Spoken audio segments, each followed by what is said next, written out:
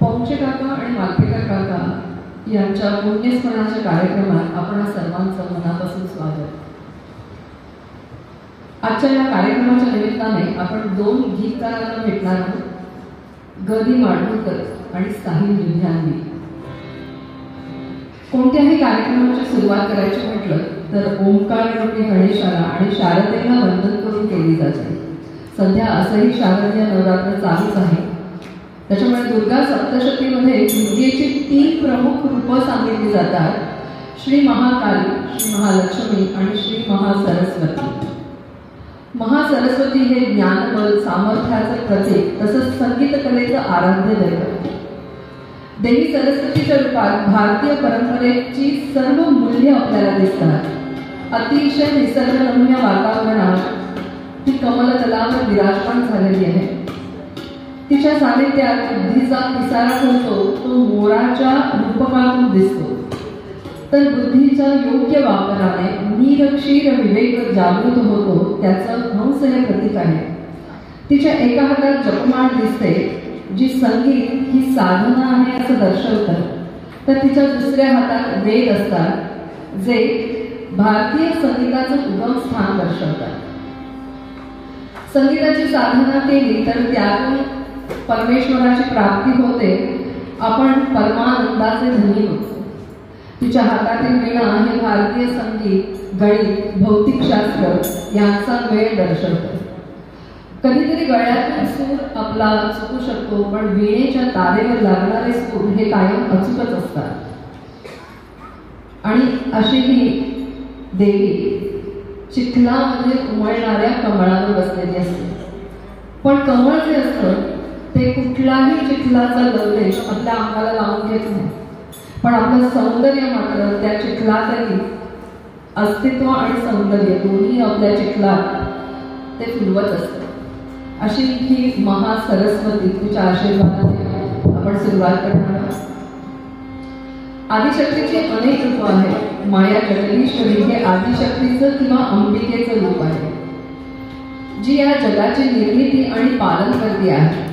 माया म्हणजे भ्रम आणि जगदीश्वरी म्हणजे जगाची स्वामिनी. या नावाने आदिशक्तीचे सृष्टी निर्माण करण्याच्या सामर्थ्याचे स्मरण ग दि माडगूळकर आपल्या एका गीतात करतात. त्याचं मल्हारी मार्तंड ह्या सिनेमातलं गाणं आपण ऐकणार वृषालीकडून.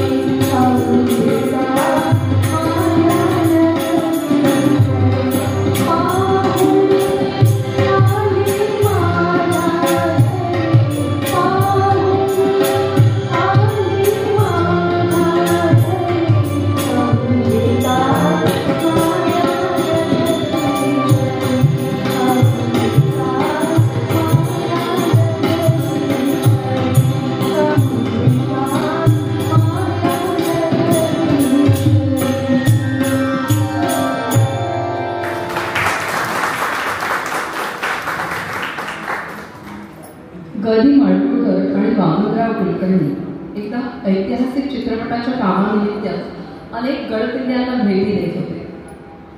असं करता करता ते सज्जनगडाच्या पायथ्याशी पोहोचले. त्यावेळी त्यांना कळलं की श्रीधर स्वामींचा मुक्काम हा गडावर आहे. मग त्यांनी ठरवलं आणि ते सज्जनगडाच्या पायऱ्या चढू लागले. वर गडावर शिष्यमंडळी आणि श्रीधर स्वामी एकत्र बसून आध्यात्मिक चर्चा त्यांची सुरू होती. आणि अचानक अंगात संचार झाल्यासारखे श्रीधर स्वामी उठले आणि म्हणाले की साक्षात सरस्वतीचा पुत्र माझ्या भेटीला येतो. आणि पुढच्या 10 मिनिटात वामनराव कुलकर्णी आणि गदिमा मंदिरात प्रवेश करते झाले. त्यानंतर श्रीधर स्वामींनी गदिमांच्या जिभेवर ओंकार कोरला आणि ते म्हणाले की तुझ्या नावाचा डंका त्रिखंडात होईल आणि मग तुझ्याकडनं अशी कलाकृती घडेल की त्याच्यामुळे तुला चिरकाळ प्रसिद्धी मिळेल. तर ती कलाकृती कुठली तर गीत रामायण. पण हे सगळं घडलं कुठे तर कृष्णाकाठ. आणि त्या कृष्णेबद्दल गदिमा म्हणतात की संत वाहते कृष्णामाई. दादा जरा तबला थोडा कमी ठेवा का आवाज फुटतोय का आणि मला थोडी पेटी द्या मला.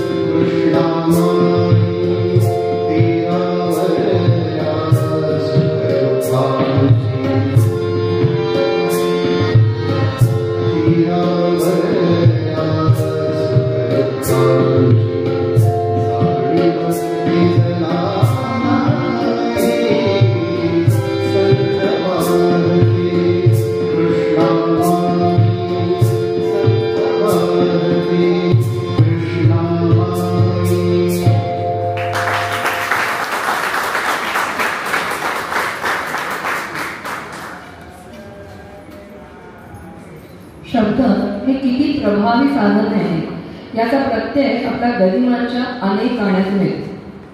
जसं एखादा प्रभावी चित्रकार वन स्ट्रोक पेंटिंग काढतो आणि एका क्षणात आपल्याला नजरेत एका कळतं की त्याने नक्की काय काढलं आहे, किंवा एखादी कलाकृती जर त्याने निर्माण केली आणि त्याने जर समोर ठेवली तर साधारणतः आपल्याला त्याचं ज्ञान होतं.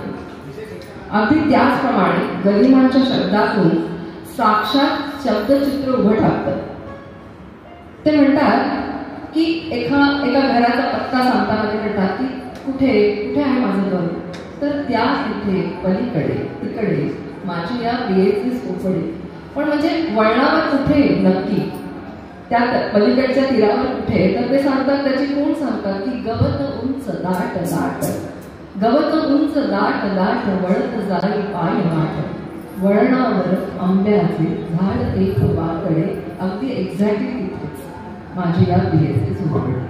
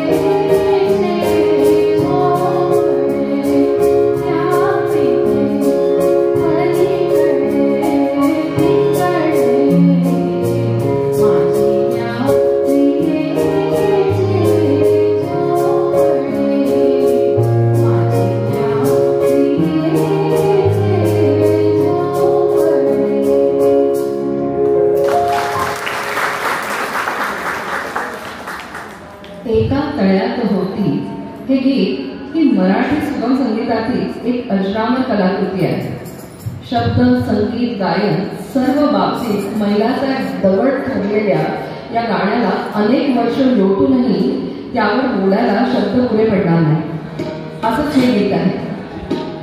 एका राजहंसाची गोष्ट किती सोप्या पद्धतीने आणि कल्पकरीतीने गरिमांनी सांगितलेले आहे. कोणी न त्यास घेई खेळावयास संगीत अशी कटू सुरुवात झालेल्या गोष्टीचा सुखांत त्याचेच त्या कळाले तो राजहंस एक असं ते सांगतात. या गाण्याच्या 3 आवृत्त्या निघाल्या. पहिली सिनेमातली आवृत्ती जी वसंत पवार यांनी संगीतबद्ध केली होती आणि गायली होती मधुबाला झवेरी यांनी. दुसरी आवृत्ती जी खूप जास्त फेमस झाली ती श्रीनिवास खळे आणि आशाताई भोसले यांनी गायली. आणि तिसरी काही वर्षांपूर्वी निघालेली ती नंदू घाणेकर आणि रवींद्र साठे यांनी केली. आज आपण ऐकणार आहोत श्रीनिवास खळे आणि आशाताई या दोघींचं एका गटात.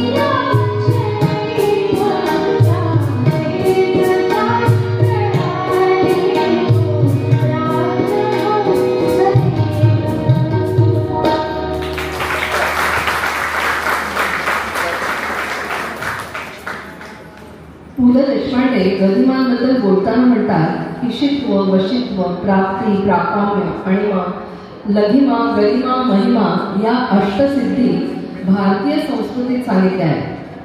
पण भारतीय संस्कृतीच्या भाग्याने आणि महाराष्ट्रीयन लोकांच्या भाग्याने त्यांना मिळालेली 9वी सिद्धी म्हणजे गदिमा आहे. गदिमांचं इतकं समर्पक वर्णन अन्य कुठल्याही शब्दात करणं शक्य नाही.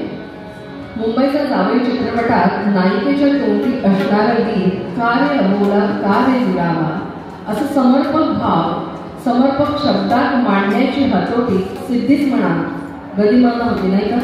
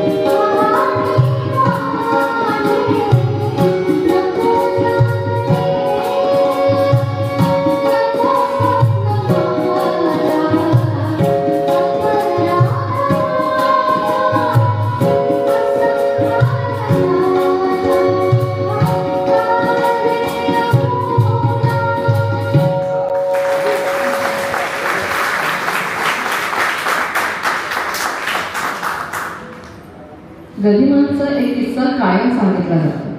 त्यांच्या मोठ्या मुलीचं लग्न होतं. कस्तुरबा सभागृहात होतं ते. आता ते सभागृह नाही पुण्याला, राहुल थिएटरच्या बाजूला होतं. तर त्या गडबडीत राम पवारे त्यांच्याकडे आले आणि ते म्हणाले की मला ना सगळ्या संगीतकारांच्या गायकांच्या तारखा मिळाल्या, तर मला ना तुम्ही आत्ताच्या आत्ता एक गीत लिहून द्या. तर अण्णा म्हणाले तू काय वेगळा आहेस ना, या सगळ्या गडबडीत कसं शक्य आहे, इथे एवढा लग्नाचा सगळा धुमाकूळ चालला आहे, सगळीकडे गडबड आहे आणि मी कसं करणार. ते म्हणाले काही करणं मला आज पाहिजे, नंतर मला ते रेकॉर्डिंग नाही करता येणार. मग अशा वेळेस अण्णा थोडेसे त्या सगळ्या गडबडीपासून बाजूला गेले आणि त्यांनी लळा जिव्हाळासारखं गीत लिहिलं. मग अशा वेळेस जेव्हा असे आपल्याला किस्से ऐकायला मिळतात तेव्हा असं वाटतं ह्या कवींना काय परकाया प्रवेश होतो का त्यांचा, जेव्हा जेव्हा ते गीतं लिहितात तेव्हा. तर मला तर नक्कीच वाटतं की हो, आणि गरिमासारखे असतील तर हो होतोच. आणि याची प्रचिती आपल्याला त्यांच्या बालगीतात येते. तुम्ही कुठलंही बालगीत बघा, त्यातले शब्द इतके गोड आहेत की गोरी गोरी पान बघा, चांदोबा चांदोबा भागलाच काय ते बघा, किंवा चंदाराणी बघा. ऐकूया त्यातलेच.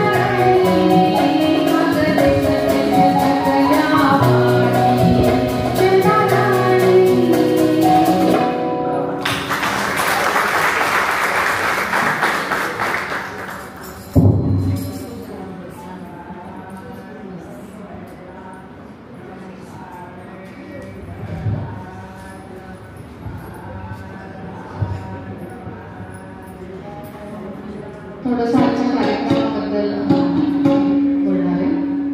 हा कार्यक्रम आम्ही 2020 पासून करतो. इथले बरेच चेहरे असे की जे दरवर्षी येतात या कार्यक्रमाला, पण आज मला जरा बरं वाटतंय की थोडे नवीन चेहरे खूप आहेत. शुभांगीताई आले आहेत तर बरं वाटतंय जरा. मुळात त्याची कल्पना अशी पुढे आली की हे मागे जे 2 फोटो लावलेले आहेत ते त्यातले एक माझे वडील आहेत गंगाधर पोंक्षे आणि दुसरे नरेंद्र मालपेकर काका. ठाण्यात जे गाणारी मंडळी आहेत त्यांना सगळ्यांना मालपेकर काका हे व्यक्तिमत्व माहिती आहे. आमच्यासाठी ते गुरुतुल्य. म्हणजे मी वृषाली किंवा हा त्यांचा शिष्य आहे. आणि आम्ही जेव्हा अगदी बिगरीत म्हणजे गाण्याच्या बिगरीत होतो तेव्हापासून काकांचा आम्हाला खूप सपोर्ट होता. शुभांगीताईंना माहिती आहे की भागवतबाईंकडे काका, तर त्यांचा खूप आम्हाला म्हणजे सपोर्ट होता. जेव्हा ॲक्च्युली आपल्याला भीती वाटत असते गायची, तेव्हा ते इथे ह्याच्या जागी ते बसलेले असायचे आणि मग आम्हाला इतका छान क्लू द्यायचे ते की आम्हाला माहिती होतं आम्ही सुकणार नाही काका इथे असताना. त्याच्यानंतर हा यायला गेला आम्ही काकांना म्हणायचो की आता जरा कॉन्फिडन्स कमी वाटतो. ते म्हणायचं असं नाही, आता तुम्ही शिकाल ना त्याच्यातूनच तुम्ही शिकणार, असं दरवेळी मी थोडाच असणार तुमच्याबरोबर.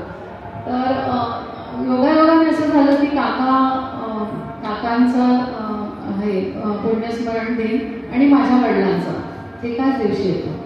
वर्ष वेगळं आहे, 1 वर्षाचा फरक. तर तेव्हापासून हे डोक्यात होतं की आपण काहीतरी करू आणि मग 2020 मध्ये हे चालू केलं. त्याच्यानंतर हे आता 5 वर्ष तरी सुदैवाने जमलं आहे करायला. काकू दरवर्षी प्रेमाने येतात.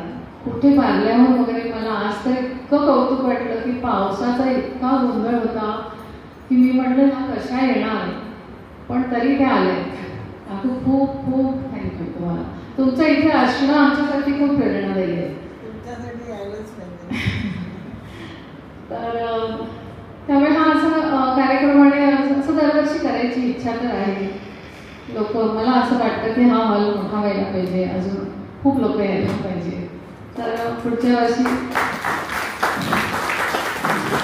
मी हे सगळे चेहरे पुढच्या वर्षी एक्सपेक्ट करते परत, आणि शिवाय नवीन तरी आलेले पाहिजे. आणि ही सगळी मंडळी माझी खूप प्रेमाची आहेत. म्हणजे नुसती हाक मारली येतात नेहमी की म्हणजे आम्ही असला की आम्हाला त्या पेटीची काळजी नसते, शशांक असला की त्या तबल्याची काळजी नसते. हे यावर्षी नवीन ॲड झालेले आहेत. ते अमितचे शिष्य आहेत. संगीता त्यांची नंतर सगळ्यांची ओळख करून देईलच. प्रणव गेल्या वर्षीपासून आम्ही घेतलाय त्याला टीममध्ये, आता त्याला आम्ही सोडणार नाही. ऋषाली आमचीच आहे, ही माझी भाची आहे आणि ही माझी कन्यका. आणि संगीताबद्दल पण बोलायला पाहिजे. आमची नेहमीची निवेदिका तिकडे बसले, आज ती म्हणाली मी महागुरू म्हणून बसेल, दीपाली देशपांडे. होतं असं की आमच्या अभंग रंग म्हणून आम्ही एक कार्यक्रम करतो. तर तो म्हणजे आमच्या बाई म्हणजे श्रुती गोखले यांनी आम्हाला काही 100च्या वर अभंग शिकवले. तर त्याचा आम्ही एक वेगळा कार्यक्रम करतो. आषाढी एकादशीला तर आम्ही गेली 15-16 वर्ष बसतोच आहोत. म्हणजे कुठे नाही तर आम्ही आमच्या घरी, पण ती एक सेवा म्हणून आम्ही करतो. तर दीपालीचा संत साहित्यातला व्यासंग खूपच आहे. ती बोलायला लागली की तो त्या कार्यक्रमात एक भाग त्यातला फक्त बोलण्याचा असतो. लोक बोलणं ऐकायला येतात तिथे स्पेशली. फक्त ह्यावेळी असं होतं की हा आमचा सप्टेंबरचा कार्यक्रम म्हणजे ह्या थोडासा तारखेवर अवलंबून आहे. म्हणजे 24 सप्टेंबर आहे त्यांची दोघांची, पण आता काकूंच्या परवानगीने आम्ही ती थोडीशी शनिवारपर्यंत असं थोडं पोस्टपोन केलेलं आहे, कारण मग लोकांना येता येत नाही म्हणून. तर सप्टेंबरमध्ये ती नेमकी मुलीकडे जाते, तिची मुलगी इंग्लंडला राहते. तर त्यामुळे मग ही एक नवीन छान ॲडिशन आम्ही. ही माझी शाळेची मैत्रीण आहे, बालवयातली बालवर्गातली नाही, आपल्या शाळेतली नाही, पुरंदरेमधली. मी 1ली ते 4थी ज्या शाळेत होते ती. तर गेल्या वर्षीपासून 2 वर्ष झाली ना तुला, 2रं वर्ष. त्यांची ओळख करून द्या ना. हां, आम्ही नंतर एक फॉर्मल ओळख करून देणारच आहोत. आता हे फक्त मध्ये हे काका आणि म्हणजे ह्या कार्यक्रमाची संकल्पना सांगण्यासाठी परत एकदा ओळख करून देऊ, तेव्हा तिची पण देणार करून. तर सुरू करू आपण कार्यक्रम. आता अण्णांचा उल्लेख करताना किंवा गरिबांचा उल्लेख करताना आपोआपच आपल्या घरात जशी एक आदराची व्यक्ती असते, तर त्याच्यामुळे त्यांना आपण आहोच म्हणतो. पण साहित्य असं आहे की त्याला तेच म्हणतो, कारण आपली एक वेगळी जवळीक घरातल्या एका माणसाशी असतेच. आणि मग तिथे ना ते आहो वगैरेचं राहत नाही. त्याच्यामुळे कदाचित बरेचदा त्याच्यात साहित्य लुधियानवी यांचा बोलताना एक एकारात येऊ शकतो. साहिर माझ्या जीवनात आला तोच मुळी एक बार चलो एक बार फिर से अजनबी बन जाए हम दोनों असं म्हणत. तो खूप म्हणत होता, पण त्याला अजनबी म्हणायला मन काही तयार होत नव्हतं. दिवसेंदिवस त्यांच्या गीतांची जादू मनाचा ताबा घेत होती. आणि मग ह्या गाण्यानंतर कानावर पडलं ते बाजी चित्रपटाची देवानंद जेव्हा जुळवाजुळव करत होता तेव्हा पहिल्यांदी साहिलची ओळख सचिनदांनी देवानंदची करून दिली आणि मग त्याची शिफारस केली. त्याच्यामध्ये तदबीर से बिगडी हुई हे गाणं माझ्या कानावर नंतर पडलं. या गाण्याचं एक आगळं वैशिष्ट्यच होतं. हे गाणं संगीत रचनेच्या दृष्टीने बघायला गेलं तर एक कॅबरे आहे, पण लेखनाच्या दृष्टीने जर त्याच्याकडे बघितलं तर ती एक गझल आहे. अशी काही आगळीच जादू या साहित्य लेखणीत होती. ऐकूया तदबीर से बिगडी.